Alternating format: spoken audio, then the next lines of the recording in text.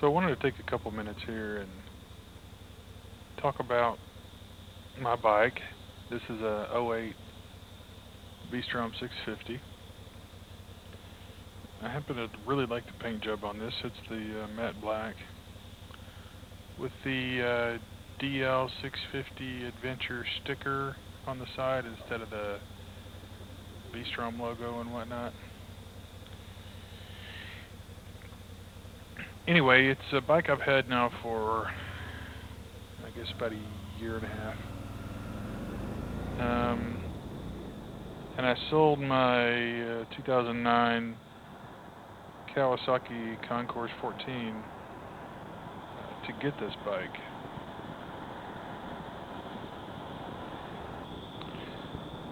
So the Concourse was a good bike. It was a big bike, and it was a bike that was, purely for the street. It was an asphalt bike. I had ideas that I was going to do a lot of big touring, cross-country stuff, and the Connie seemed like a perfect bike for that. Big, powerful, comfortable. It had ABS. The V-Strom doesn't have ABS, but I really haven't missed it. Although I'm sure when I need it, I'm going to miss it.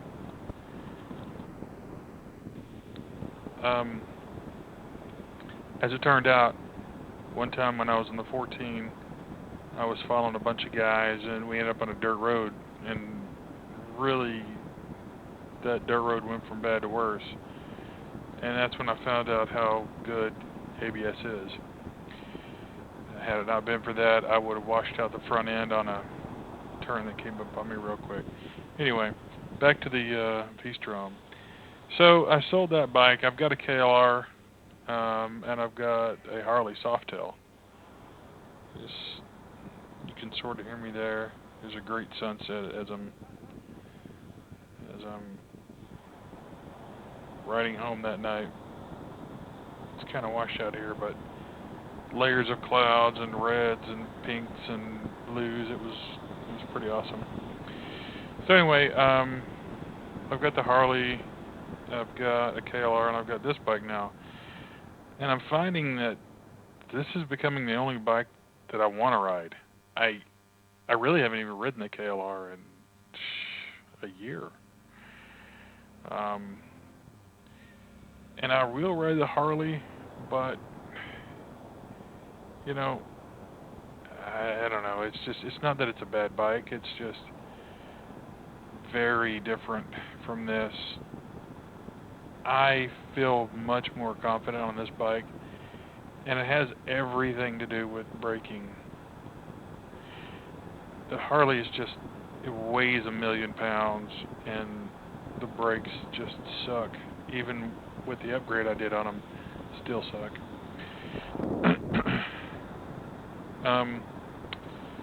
So I've been riding this V-Strom for a good while now. I took it on a few trips, spent, long days in the saddle. And really the only complaint I have had about this bike has been the stock bars. About a year and a half ago, a little more, I was up riding in the Blue Ridge Mountains. And if you've been up there, some of these roads are really tight. Like the road you see here, easily a 2-car road. Some of the roads up there, which are meant to be 2-car roads, it really is just a 1-car road. But that's not the reason I went down. As it turned out, it was a misting day. I was following somebody else, and when I do that, I generally don't pay as much attention to what's in front of me as I do what's around me. And the rear shock in the KLR had been leaking for a while. I didn't realize it, and had coated some of the knobs with a nice sheen of oil. So when I came up on a quick turn and I let off the gas, the engine braking broke the rear wheel free, and I just barely missed meeting a telephone pole at about 30 miles an hour face first. The KLR, on the other hand, not so lucky. It had quite a bit of damage. Rear subframe, airbox, forks, the whole thing. It was a sad sight. The great thing is it was a KLR, which meant that I bought all these parts shipped to my front door off eBay for $250. I mean, forks, rear subframe. God, what else? I mean, there was the headlight frame. I mean, the mirrors. Just tons of shit that was broke, and still $250. It blew my mind. I almost wanted to crash it again just because. So, as it turned out, that day me and a buddy, we were both on KLRs. He was behind me, and I was following a guy who did not have a headset. And because he did not have a headset, normally me and my friend are telling each other what's coming around the bend. Anyway, boom, KLR's dead. But the guy I'm following was on a V-Strom, and the whole day I'm following this guy on this V-Strom, I am amazed at how quick he's going. He had some knobby tires, but this guy was just going everywhere. And this V-Strom was looking rough. I mean, it had a hard life. It was held together with duct tape and baling wire and epoxy and gum, and I mean, it was rough looking, but the damn thing ran great and was quick, and I just knew pretty much right then. And every time I went to one of these ATV rallies, there's a shit ton of these V-Stroms all over the place. I never really cared for the look of the weird bug-eye headlights, but I really like the V-twin. I've been a V-twin guy for a long time. I used to have a Ducati. Anyway, I decided, you know what? I need to get me one of these V-Stroms. So I sold the Concours. I might have paid too much for this. I paid $4,800 for this. But the reason I did was because the guy was an ATV guy. He had really done it up right. I mean, he had, Race Tech Gold emulators. He had a sweet Elka shock on the rear. Had a proper, fuse box.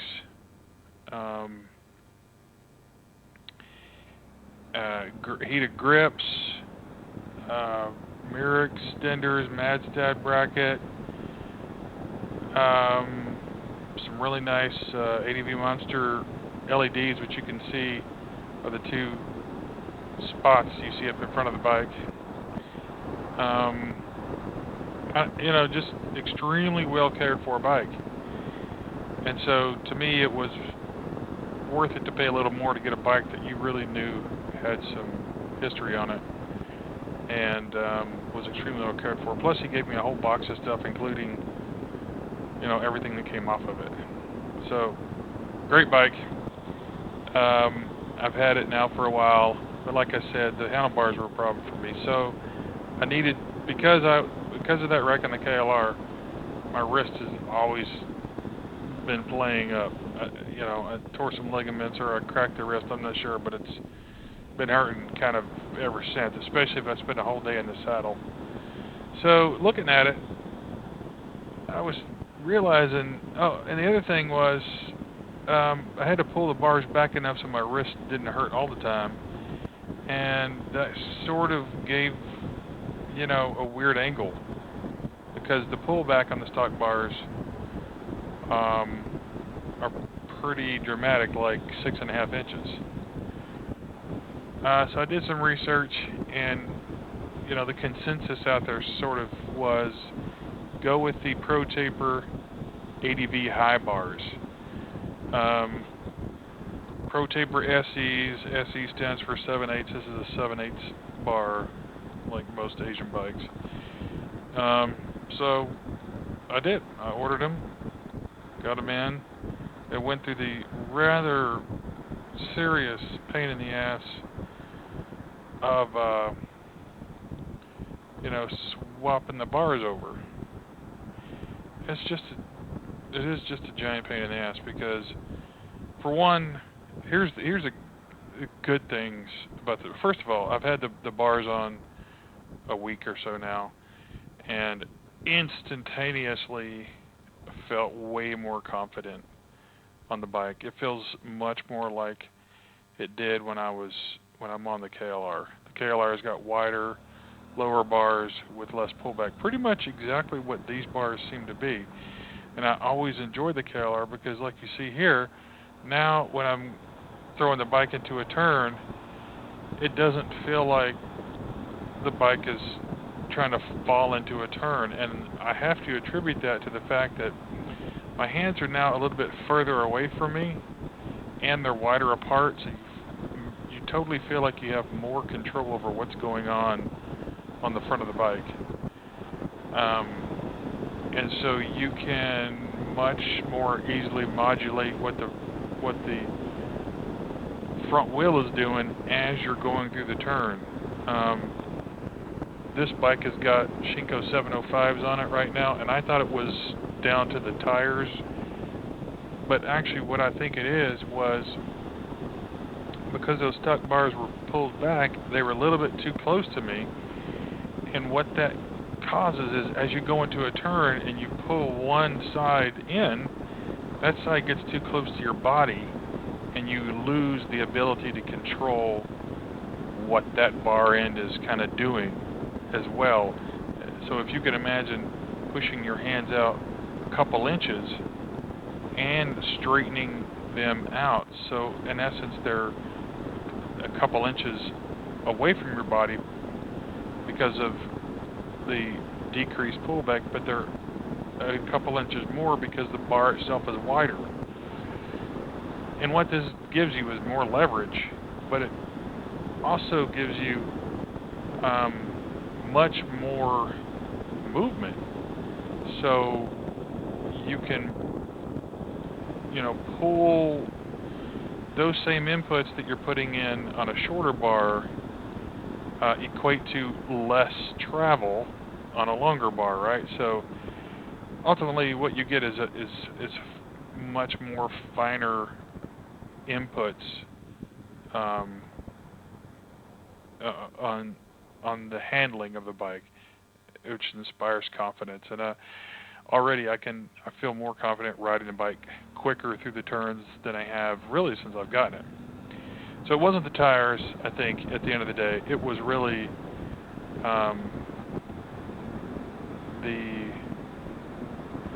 the bars that were causing all the jitteriness. So there are some downsides that I wasn't aware of when I bought these bars.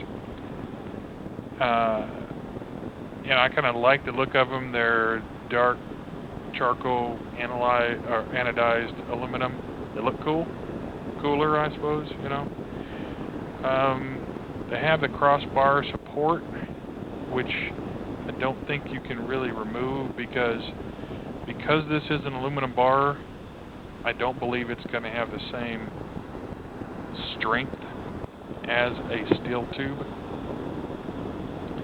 So I went to the process of removing the foam cover that's right there in that center bar support, but I put the center bar back on because I think it's structurally necessary.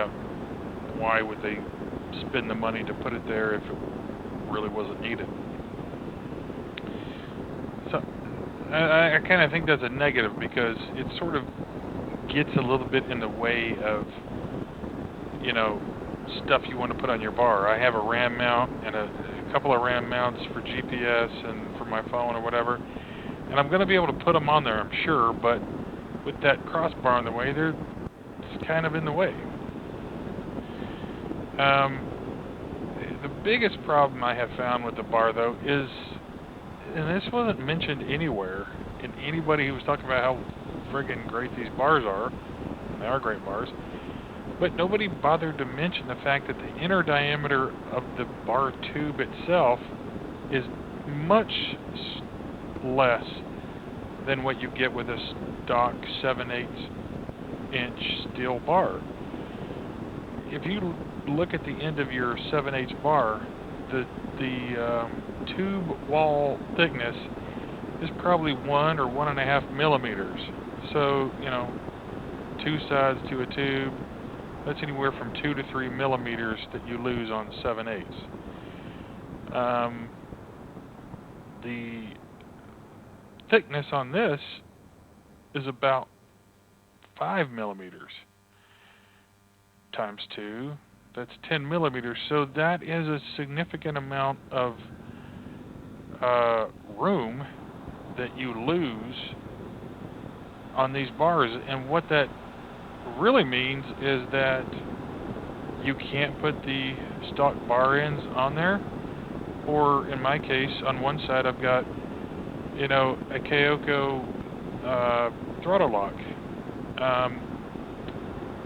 Yeah, that really would be nice if somebody had mentioned that. I would have tried to find a steel bar, because while this might be like a gnat's ass lighter than the other bar, I honestly don't know if it was or not. I didn't bother to check, but it's not that big of a difference that anybody would care about the weight. So I would just as soon have bought a steel bar so that I could put all the shit back on that I had.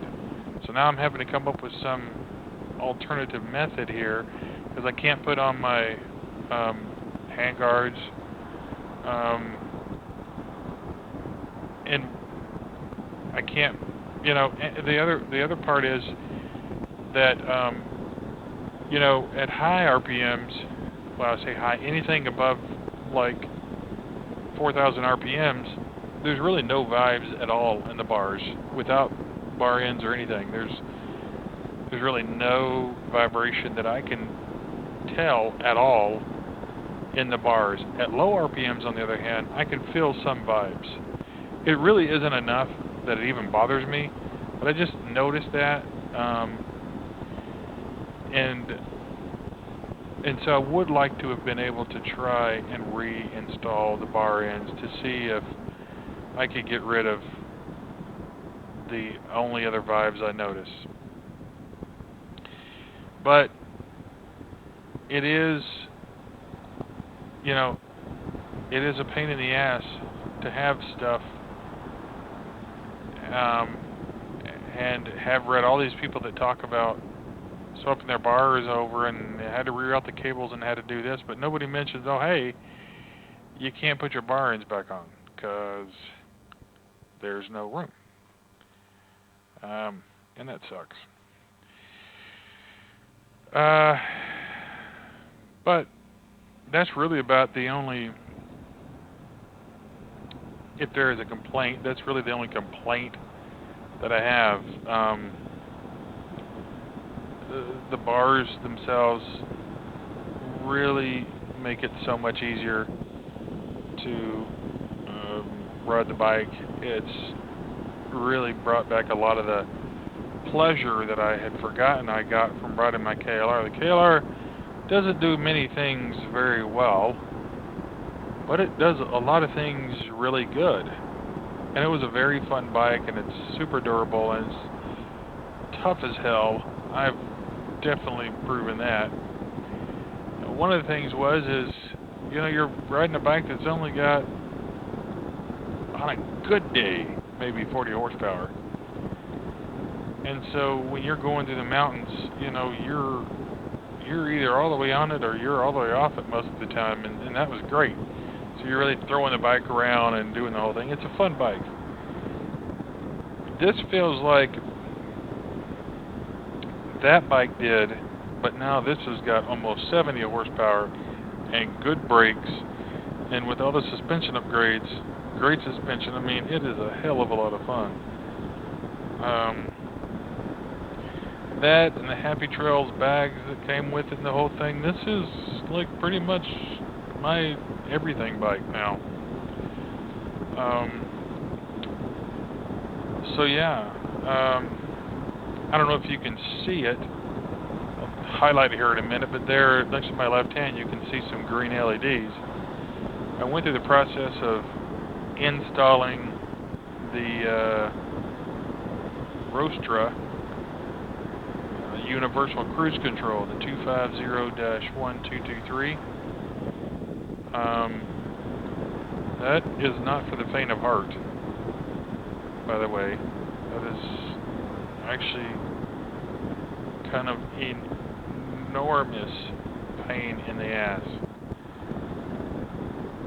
Reading all the articles, of which there are numerous articles on how to do this, nobody ever bothers to tell you what a gigantic pain in the ass it is going to be to install this thing.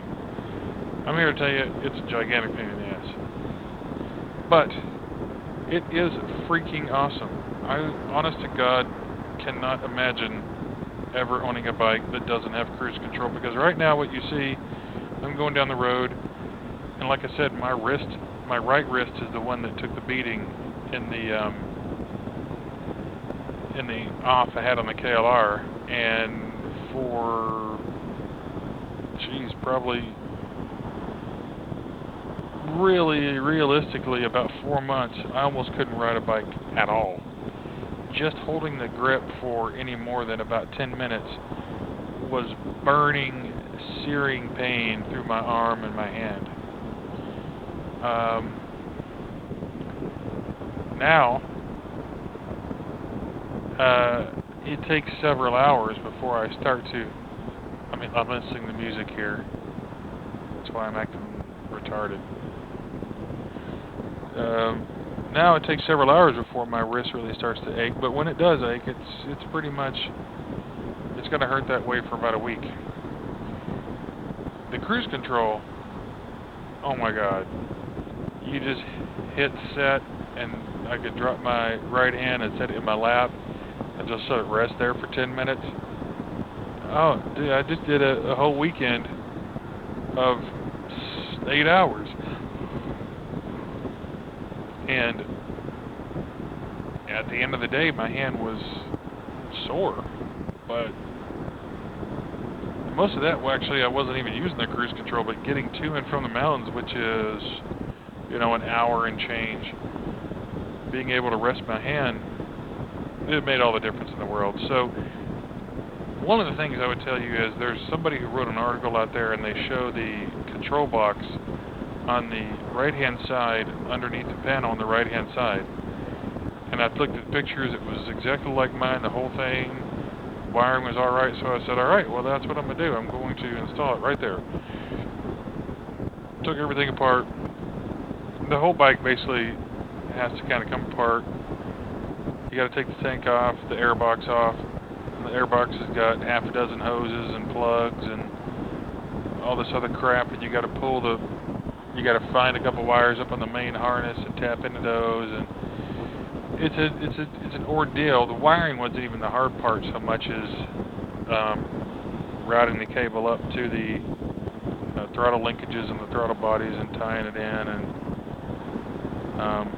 once all that was done, remember this is a cruise control that's really designed for a car, so you've got like 8 feet of wires that you now need to deal with. If I had to do it all over again, I would probably I don't know, I would probably shorten the wires, because what I have now is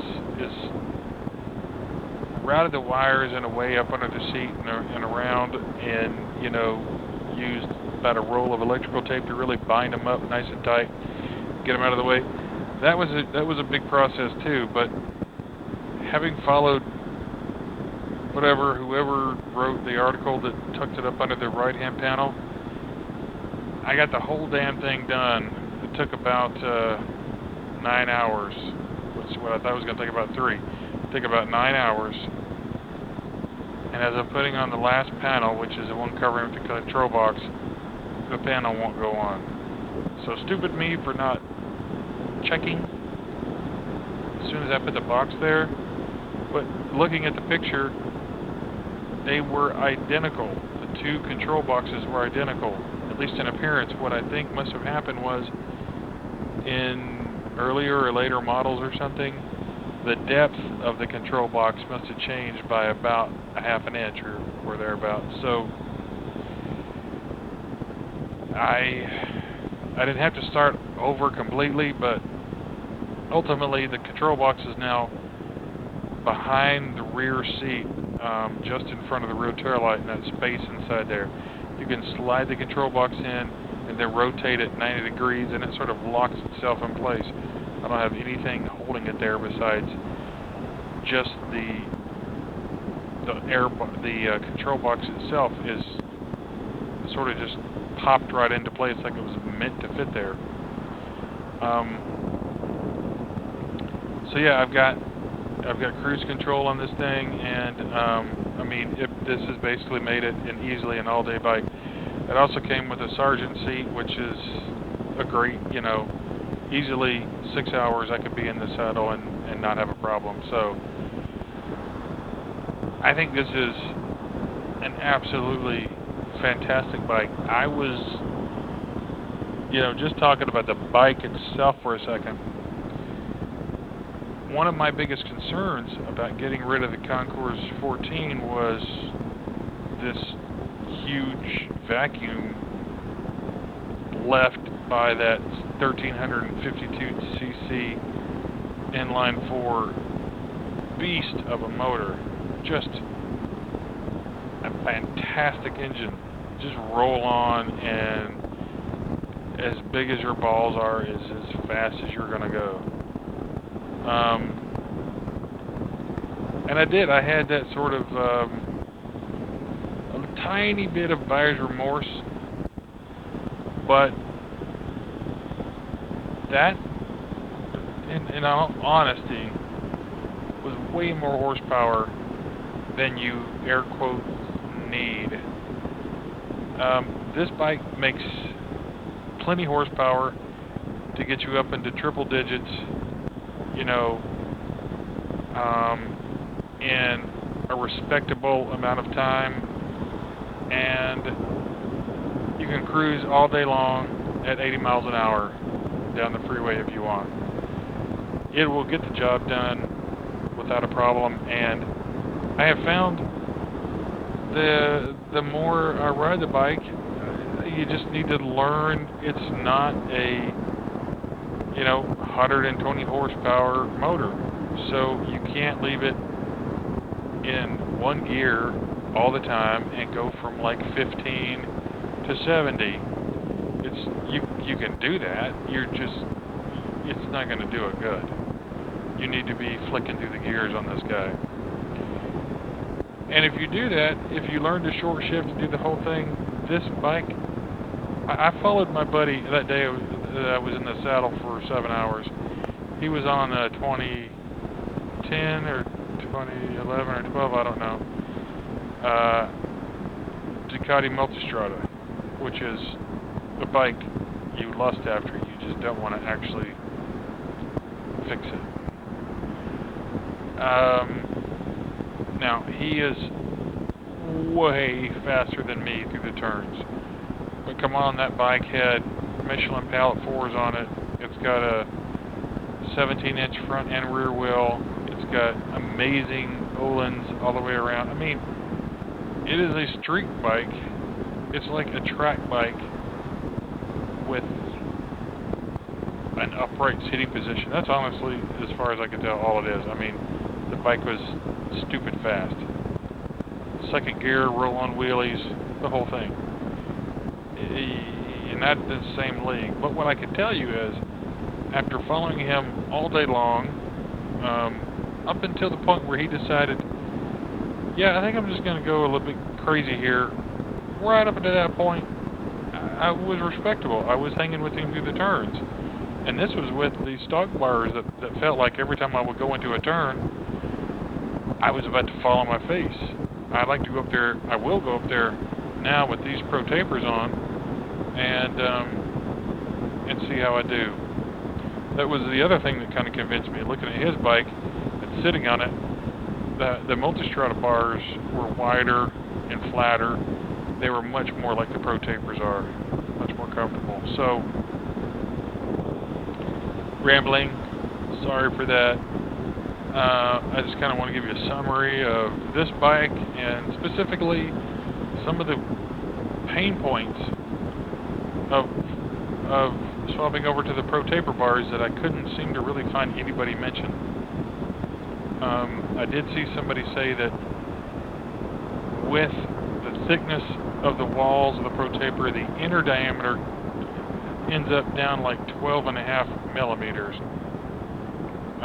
which is about 7 or 8 millimeters less than what a standard still 7/8 bar is going to get you. So I guess if you're still here, then you really need to get a new hobby, because I have a bad habit of just rambling on. Anyway, guys and girls, I hope you liked the video. This is now exactly number 3 I've ever made, so hopefully they'll get better and less rambling and more gooder. Alright, be safe, keep riding, and hope to see you out there.